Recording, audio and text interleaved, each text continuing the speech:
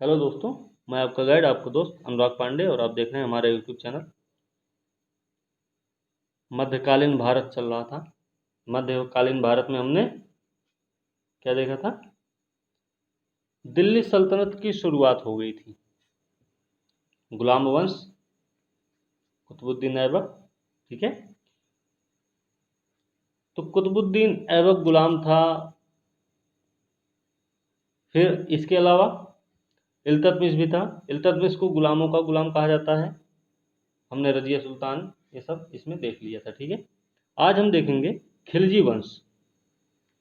तो खिलजी वंश वो कब से कब तक चला था? 1206 से लेके, कौन सा गुलाम वंश की बात कर रहे हैं, 1206 से 1290 तक रहा है, ठीक है। 1206 से लेके 1290 तक गुलाम वंश का शासन रहा है। तो गुलाम वंश जब समाप्त हुआ है तो शुरू होता है वहां से खिलजी वंश, ठीक है। तो खिलजी वंश की स्थापना किसने की है? तो आपको पता होना चाहिए, जलालुद्दीन खिलजी ने खिलजी वंश की स्थापना की थी, ठीक है। खिलजी वंश की स्थापना जलालुद्दीन खिलजी ने की है। और ये जो है जलालुद्दीन खिलजी तुर्की वर्चस्व और एकाधिकार को समाप्त किया था। एक बात हुई कि जलालुद्दीन खिलजी ने तुर्की वर्चस्व और एकाधिकार को समाप्त किया था। इसके लिए प्रसिद्ध है जलालुद्दीन खिलजी, जो कि खिलजी वंश का संस्थापक है। और खिलजी वंश कब से कब तक का है? 1290 से 1320 तक, ठीक है। राज्याभिषेक की अगर बात करें तो इसका राज्याभिषेक हुआ था किलोखरी महल में। उदार निरंकुशवाद के आदर्श को मानने वाला दिल्ली का पहला तुर्क सुल्तान था ये। कौन? जलालुद्दीन खिलजी, ठीक है। जलालुद्दीन खिलजी निरंकुशता के आदर्श को मानने वाला पहला तुर्क सुल्तान था दिल्ली का, ठीक। अलाउद्दीन खिलजी के बारे में आप जानते हैं। तो अलाउद्दीन खिलजी जो थे, इन्होंने अमीर तुजुक की उपाधि प्रदान की थी। किसने? जलालुद्दीन खिलजी ने, जो कि क्या था, इनका भतीजा भी था। भतीजा और दामाद दोनों था ये, ठीक है। अलाउद्दीन खिलजी जलालुद्दीन का भतीजा और दामाद दोनों था। इसको अमीर तुजुक की उपाधि, अमीर तुजुक का पद दिया गया। साथ में कड़ा मानिकपुर की सूबेदारी भी दे दी गई थी, ठीक है। तो कड़ा मानिकपुर की सूबेदारी अलाउद्दीन खिलजी ने संभाली थी, ठीक। कड़ा मानिकपुर कहाँ भाई? कड़ा मानिकपुर वर्तमान के इलाहाबाद के पास में था, ठीक है। तो इस यही अलाउद्दीन खिलजी ने क्या किया कि 1296 में अपने चाचा की हत्या कर दी। मतलब किसकी? जलालुद्दीन खिलजी की। तब बैठा ये गद्दी पर। कब बैठा है गद्दी पर? ये बैठा है 22 अक्टूबर को। बिहार पीसीएस है सामने, तो वो तारीख भी पूछ सकता है, ठीक है। 22 अक्टूबर 1296 को गद्दी पर बैठता है ये। कौन? अलाउद्दीन खिलजी, ठीक। तो अलाउद्दीन खिलजी धर्म पर राज्य का नियंत्रण स्थापित करने वाला पहला सुल्तान माना जाता है। अलाउद्दीन खिलजी की बात कर रहे हैं कि धर्म पर राज्य का नियंत्रण स्थापित करने वाला पहला सुल्तान माना जाता है, ठीक है। इसने क्या किया? उलेमा के प्रभाव से मुक्त किया अपने आप को। सिकंदर द्वितीय सानी की उपाधि धारण की इसने, और सिक्कों पर भी अंकित करवाया सिकंदर द्वितीय सानी। सिकंदर द्वितीय सानी के नाम से सिक्का किसने जारी किया? तो आपको पता होना चाहिए, अलाउद्दीन खिलजी ने किया था, क्योंकि इसकी उपाधि रही है सिकंदर द्वितीय सानी। इस यह उलेमा के प्रभाव से मुक्त रहा है, धर्म पर राज्य का नियंत्रण स्थापित करने वाला पहला सुल्तान था ये, ठीक है। दिल्ली सल्तनत का ही होगा। अच्छा, अलाउद्दीन के बचपन का क्या नाम था? ये भी प्रश्न है। तो इसके बचपन का नाम था अली, ठीक है। अली भी नाम था, और एक और नाम था गुरशास्प। गुरशास्प नाम था इसका, ठीक है। चलिए, इसका एक सेनापति था, नाम था जफर खां। इस पे प्रश्न आ चुका है पहले। तो जफर खां इसका सेनापति था। ये इससे मंगोल बहुत प्रभावित हुए थे, ठीक है। मंगोल प्रभावित हुए थे किससे? जफर खां से। तो ध्यान ये रखना है कि मंगोलों का जब आक्रमण हुआ था तो वो अलाउद्दीन खिलजी का कौन सा सेनापति था? कि जो मंगोलों से लड़ता हुआ मारा गया या फिर मंगोल जिससे बहुत ज़्यादा प्रभावित हुए, तो वो जफर खां ही था, ठीक है, जो कि मंगोलों से लड़ता हुआ मारा भी गया था, ठीक है, ये हो गया। फिर विद्रोहों को दबाने के लिए इसने 4 अध्यादेश जारी किए थे। विद्रोहों को दबाने के लिए इसने 4 अध्यादेश जारी किए, जिसके लिए अलाउद्दीन खिलजी प्रसिद्ध है। तो वो क्या क्या है? एक पहला अध्यादेश था कि उपहार, पेंशन, दान प्राप्त भूमि वापस ले ली इसने, अधिकारियों से अधिक कर वसूला, पहली चीज। दूसरी चीज, गुप्तचर विभाग का संगठन बनाया एक। फिर मादक द्रव्य और जुआ पर रोक लगा दी, ठीक है। सबसे ज्यादा बहस तो यही होती है ना, मादक द्रव्य और जुआ के जगह पर विद्रोह कैसे करना है। सब वहाँ पे बड़े बड़े लोग रहते हैं, तो लोग बड़े बड़े विचार हैं सबके, उन्हें बनाते रहते, ठीक है। इसके अलावा फिर चौथी चीज क्या थी कि सरदार और अमीर की दावत और विवाह संबंधों पर भी इसने क्या किया, प्रतिबंध लगा दिया था, ठीक है।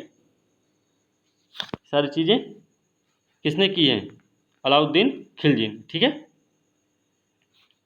आगे है, देवगिरी का एक शासक है, नाम है रामचंद्र देव, ठीक है।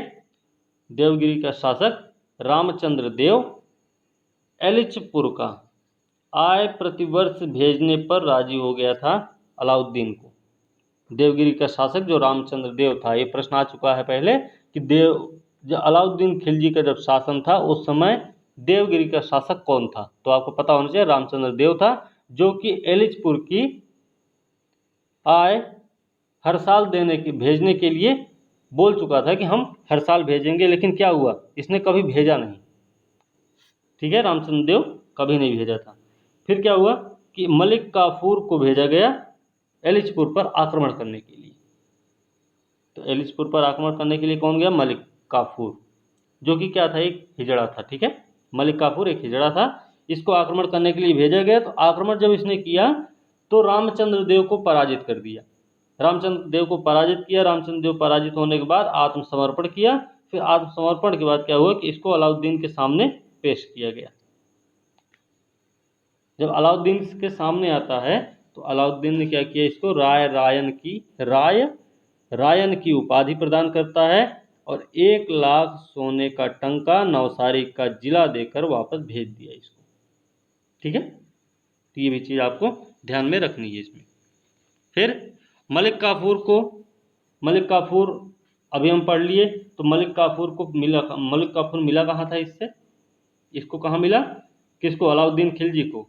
तो ये अलाउद्दीन खिलजी गया था गुजरात विजय पे, गुजरात अभियान पे गया हुआ था, यहाँ पे इसने मलिक काफूर को प्राप्त किया था।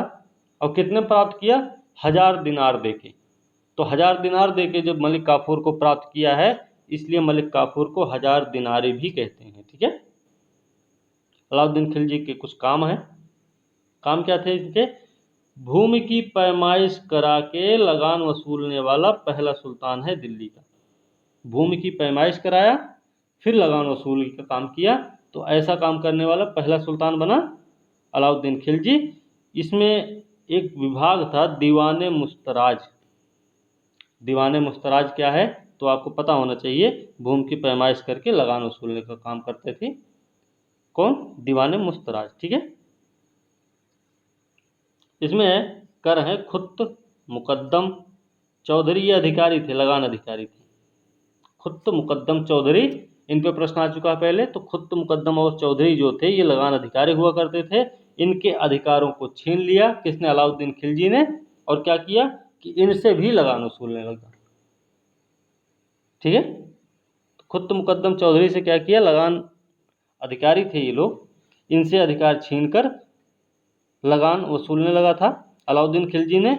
इसका एक उद्देश्य था, लगान जब वसूलने लग गया, इसका उद्देश्य ये था शक्तिशाली और निरंकुश राज्य की स्थापना करना, इसका यही उद्देश्य था, ठीक है। तो ये भी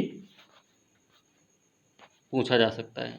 फिर उपज का 50% लिया इसने, उपज का 50% इसने भूमिकर निश्चित किया। भूमिकर को क्या बोलते हैं? खराज, जजिया, जकात, खराज, खुम्स।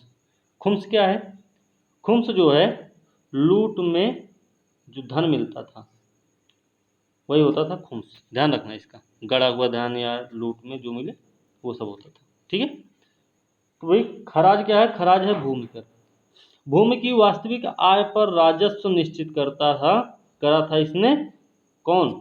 अलाउद्दीन खिलजी। तो पहला सुल्तान ये ऐसा रहा अलाउद्दीन खिलजी, जिसने भूमि की पैमाइश कराकर लगान वसूला था। और दूसरा काम इस क्या किया कि भूमि की वास्तविक आय पर इसने राजस्व निश्चित करा था।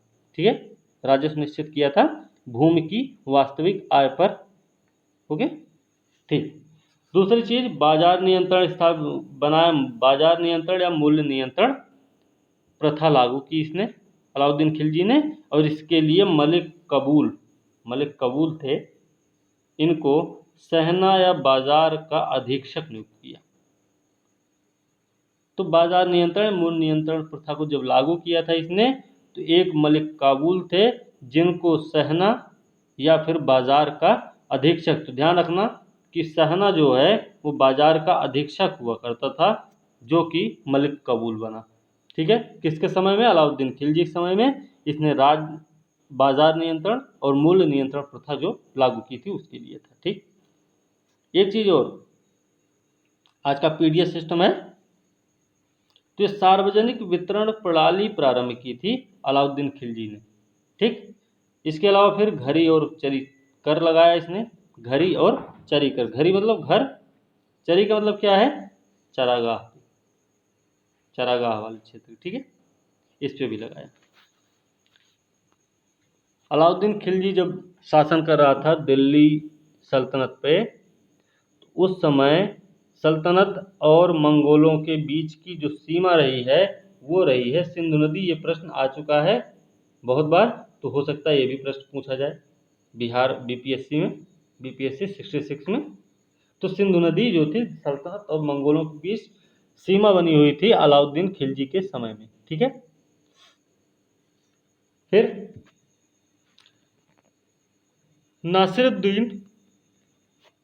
नासिरुद्दीन खुसरो शाह कौन था? ये थे परवर्ती मुसलमान। नासिरुद्दीन खुसरो शाह कौन थे? ये परवर्ती मुसलमान थे, जिन्होंने क्या किया? अपने नाम का खुतबा भी पढ़वाया, पैगंबर का सेनापति की उपाधि धारण की। विरोधियों ने इसे इस्लाम का शत्रु कहा था, इस्लाम खतरे में है ऐसा कह के बुलाया था। ठीक है, तो ये चीज भी आपको ध्यान में रखनी है। अभी फिर जौना खां जो जौनपुर की स्थापना होती है, इस तरीके से हम और सब चीज़ें देखेंगे। ठीक है, ये हम देखेंगे कब? जब हम तुगलक वंश पढ़ेंगे। ठीक है, इसमें प्रश्न आता है कैसे? जैसे प्रश्न आए, दिल्ली सल्तनत के क्रम को सजाना है तो गुलाम हो जाएंगे, उसके बाद खिलजी, फिर तुगलक, फिर सैयद, उसके बाद कौन? लोदी। ये है इनका क्रम। ठीक है, इस तरीके से इनका थोड़ा सा ध्यान रखना है। ठीक है, वीडियो समझ में आई होगी। वीडियो अच्छी लगी तो इसको लाइक शेयर कमेंट जरूर करें, साथ में चैनल को सब्सक्राइब करना ना भूलें। अब आज की वीडियो यहीं पे समाप्त करते हैं, अगली वीडियो के साथ हम कल मिलेंगे। ठीक है, तब तक के लिए धन्यवाद।